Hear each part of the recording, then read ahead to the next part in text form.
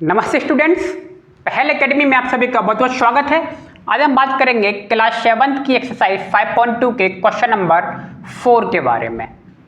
ठीक है, क्या लिखा हुआ है? Find the value of x। हमें x की वैल्यू निकालनी है इफ l पैरेलल m, और हमें क्या दिया हुआ है? जो l लाइन है वो m के क्या है? पैरेलल है। m और l ध्यान रखना, ठीक है। इसमें दो क्वेश्चन है, क्वेश्चन नंबर 1 और क्वेश्चन नंबर 2। तो आइए पहले क्वेश्चन नंबर 1 के बारे में बात करते हैं।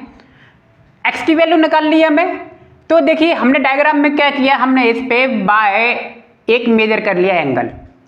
ठीक है, इससे क्या होगा? x की वैल्यू निकालना आसान हो जाएगी। बाय को जब मेजर किया तो आप देख रहे हो ये दोनों एंगल क्या बन रहे हैं? लीनियर पेयर बन रहे हैं कि नहीं बन रहे?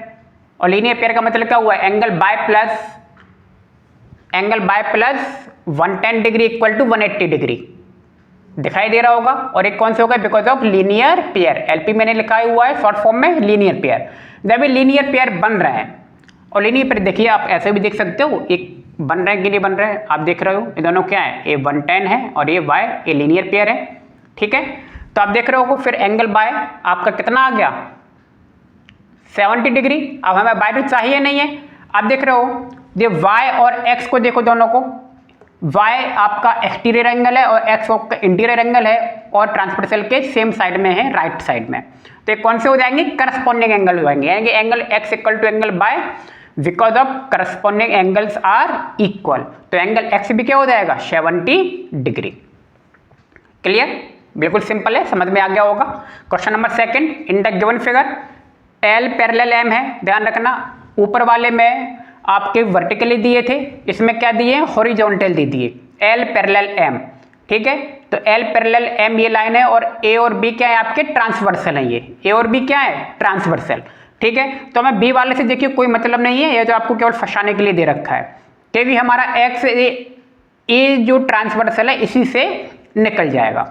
क्लियर? b से हमें कोई मतलब नहीं है, फिर बता रहा हूं मैं। आप देखें क्या लिखा? Angle x equal to 100 degree. कैसे आ गया?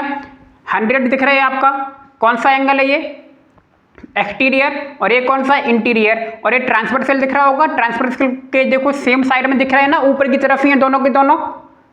क्लियर? समझ में आ गया होगा।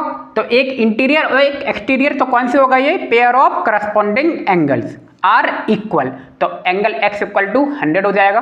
ठीक है, मैं आपसे बार बार कह रहा हूं, आपको जो डायग्राम दिए होंगे ये आगे पीछे उल्टे सीधे बना के दे सकता है। आपको फिगर को समझना पड़ेगा कि भैया कौन सा एंगल कहां बन रहा है, तभी आपसे ये सवाल बन पाएंगे, नहीं तो सवाल डिफिकल्ट हो जाएंगे। क्या करस्पॉन्डिंग एंगल कैसे बनेंगे? समझ में ही नहीं आ रहा है। समझना क्या है? दिखाई दे रहा है ना आपको? आप ऐसे बना के देख लो भाई, ऐसे लाइन खींच लो, ये L हो गया और ये M हो गया। ए क्या है ना, ऐसा बना दो। ये कितना है भैया? देख लो, L ऐसे घूम जाएगा ना, तो ये कितना हो गया? ये 100 यहाँ पे आ जाएगा, और ये क्या हो गया? x। और बनाने ऐसे ही कि दोनों सेम साइड पे दिखाई दें। क्लियर? तो आप देख रहे हो ये करस्पॉन्डिंग दिख रहा है कि नहीं दिख रहा है? अब करस्पॉन्डिंग आपको दिख रहे होंगे।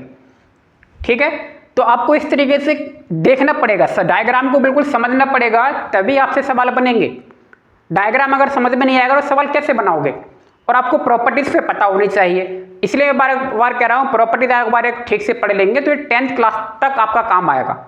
इनफैक्ट 11-12 में भी काम आता है। ठीक है, उम्मीद है सवाल समझ में आ गया होगा। तो मिलते हैं नेक्स्ट वीडियो में। आप सभी का बहुत बहुत धन्यवाद। Thank you.